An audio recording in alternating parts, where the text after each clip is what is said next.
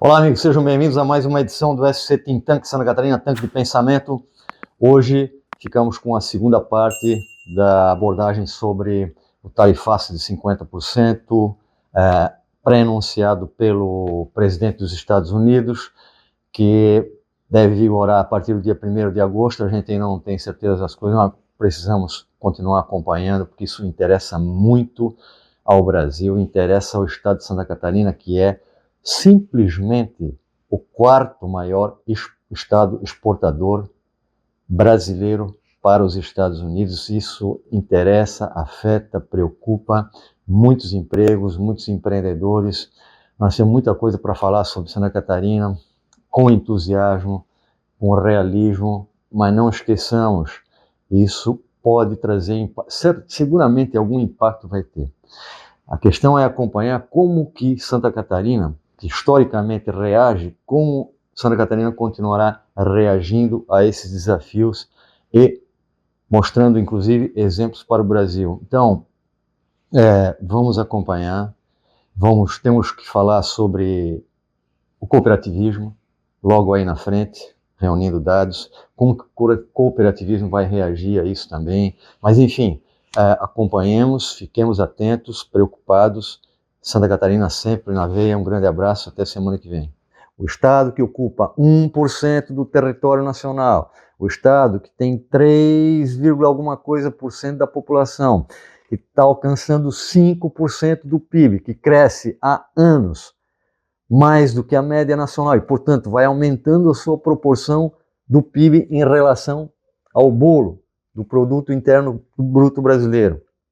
Este estado, assim como outros produtores e exportadores para os Estados Unidos, está sendo novamente penalizado. Segundo alguns prognósticos de especialistas da economia e da produção, assim, é possível que 10 mil empresas sejam afetadas em Santa Catarina. É possível que cerca de 50 mil empregos diretos sejam perdidos. É possível que com isso, e é quase certo, se isso efetivamente acontecer, é que o Estado perderá por ano, nos próximos 12 meses, se isso se concretizar, cerca de 400, 410, 420 milhões de reais. Isso é muita grana, isso é o seguinte, isso é 1%, mais ou menos 1% de toda a arrecadação do estado de Santa Catarina. Se alguém acha que isso é pouco, é porque não sabe fazer conta de matemática, muito menos de regra de 3, que não é o caso de nenhum dos nossos qualificados espectadores do SC Think Tank, mas tem muita gente aí por fora que não entende isso. E 50 mil empregos, o que significa hoje 50 mil empregos? De 2 milhões e meio, 250, 10, 125, 5, 50, 2,5, chega entre 2 e 2,5% de empregos que podem ser afetados. Isso não é pouca coisa. Bom, tem gente que acha que 2% é pouca coisa, porque não sabe regra de 3. Mas isso significa para Santa Catarina 50 mil empregos, e a gente não pode achar que isso é pouca coisa, e muito menos pode desconsiderar que esse tipo de coisa que afeta trabalhadores e empreendedores, não a gente folgada que está aí nas redes sociais conflagrando, degladiando sobre ideias tolas e que acham que não vão perder com isso. Então, vamos lá, no final das contas não é a primeira vez que Santa Catarina enfrenta problemas como esse, o Brasil, eventualmente, mais aqui, mais ali, né, mais na média geral, mais aqui. Mas o fato é que cada vez que acontece uma crise dessa, externa, do ponto de vista, uma crise que tem origem na economia, na organização da economia, quem mais sofre são os estados mais produtivos. Então, em 2009, nós superamos a crise global. Em 2017, a gente deu a volta por cima com a crise da carne, que afetou grandemente Santa Catarina. Em 2020, a gente resistiu à tensão com a China, mas agora tem essa coisa de que a crise ela é provocada por fatores externos, como fora anteriormente, a gente vai dando um jeito nisso, mas agora tem esse elemento interno,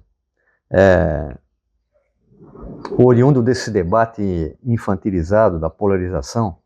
Então, nesse sentido, ser conservador aqui, aqui para nós, embora haja outros elementos importantes a serem compreendidos nesse processo todo, mas ser conservador não é torcer pelo estrangeiro e camuflar isso com patriotismo. E ser progressista não é provocar o estrangeiro com ideias vazias, né? Então, de um lado ou de outro, isso só interessa a essa minoria barulhenta que está aí nas redes sociais, porque o Brasil que produz, e isso inclui fortemente Santa Catarina, que é, repito, hoje o 5º maior exportador de produtos brasileiros para os Estados Unidos. E são produtos manufaturados, não é nem recurso natural, é algo que tem valor agregado e que emprega muita gente.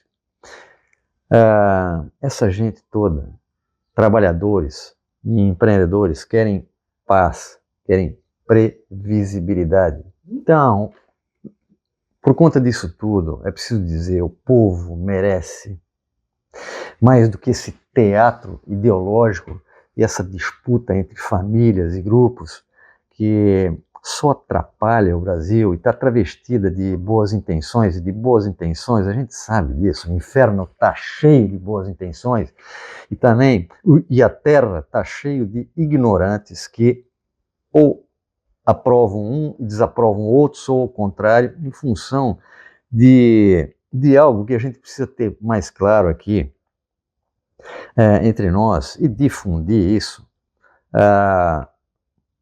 que pode ter efeito cognitivo até certo ponto. No final das contas, assim como na religião, na política também, as nossas decisões também são travestidas de justificativas racionais, mas nós temos que entender que o pouco esforço de pensar nos leva sempre a submeter a nossa razão como escrava das emoções. E as emoções podem ser as emoções mais fúteis, mais profundamente impulsionadas por preconceitos que têm consequências como essas aí, e a gente só não entende isso se a gente não quer. Então é claro que tem outras questões aí, tem uma questão de fundo, que é o fato de que os Estados Unidos jamais os Estados Unidos vão querer que o Brasil deixe de ser um aliado, porque e para eles tem que ser um aliado estratégico. Em 1940 e alguma coisa, durante a Segunda Guerra Mundial, foi quando o governo de Getúlio resolveu apoiar os Estados Unidos, e a consequência disso foi o desenvolvimento por financiamento dos Estados Unidos, foi o desenvolvimento da nossa indústria nacional a partir da siderurgia, uma tecnologia que nós não tínhamos. Em 64, quando houve o golpe, claro que teve interferência dos Estados Unidos, porque os Estados Unidos não podiam perder na Guerra Fria um aliado continental como o Brasil para os soviéticos. Em 1973, o governo Geisel resolve fazer um acordo nuclear com a Alemanha e sofreu retaliações por isso também, em 1973. Por quê? Novamente, pela mesma razão que em 2020 o governo dos Estados Unidos, que não era nem o Donald Trump, se incomoda com determinadas ações aqui, com o apoio que o então presidente brasileiro deu ao candidato contra os democratas, e assim como o presidente atual brasileiro fez na última eleição, e acabou também vendo a derrota da candidata que apoiava. Essa coisa toda mexe com o jogo geopolítico, os interesses, e, repito, no final das contas, é uma decisão estatista, uma decisão de um país que tem um governo, que tem um Estado, evidentemente, que não quer perder determinadas alianças e apoios e tem interesses estratégicos que sempre vai defender. E aí essa coisa da conflagração política interna aqui, que acaba influenciando de alguma maneira, não sei qual é a proporção da influência disso, acaba entrando no jogo, mas o pano de fundo são os interesses estratégicos, então é preciso ficar ligado nisso. Agora, no final disso tudo, Santa Catarina vai resistir a isso? Como é que Santa Catarina vai ser impactada com isso? O fato é o seguinte, tende a resistir, como sempre resistiu, com todos os desastres naturais que já enfrentamos, né, que não foram ocasionados diretamente por nós, com todas as crises econômicas internacionais que nos afetam, mas que também não foram provocadas por nós vamos continuar trabalhando, nós vamos continuar planejando, e nós vamos continuar nos organizando, inclusive cooperando entre os agentes econômicos, entre si, agentes econômicos e agentes políticos e cognitivos, a revelia de alguns que não concordam com isso. Nós vamos continuar enfrentando da maneira como é possível, civilizadamente, com competência, porque nós temos dois atributos que repetidamente eu faço questão de lembrar aqui: capital humano e capital social. Vamos em frente, a gente se vê semana que vem.